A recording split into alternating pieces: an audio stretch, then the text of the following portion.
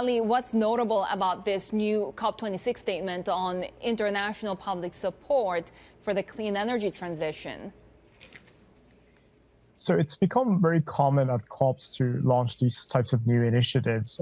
If we compare this one, for example, with the Powering Past Coal Alliance that the UK and Canada launched back in Paris at COP21, the difference here is that the scope is much broader in the sense that they want to go after all fossil fuels, but the entities that it applies to is much narrower. Here we are only looking at public financing, whereas the Powering Past Coal Alliance was looking at phasing out coal power generation in entire countries. Well, just as important as who are the participants in this meeting, who's not attending?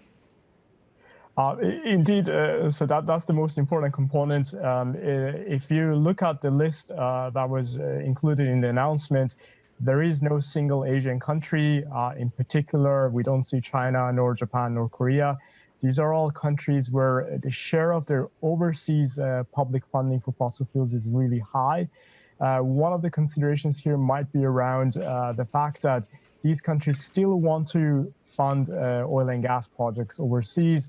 All three have already announced that they're going to be sort of winding down their public funding of overseas coal projects, but for oil and gas, they're probably not ready.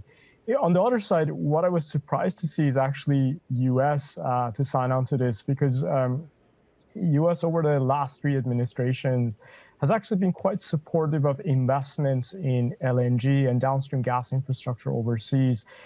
So it'll be interesting to see whether the Biden administration really means that they're not going to continue that line, or whether they will try to make the argument that as long as that gas and LNG is used to replace coal, then it's still sort of okay, even under this new initiative.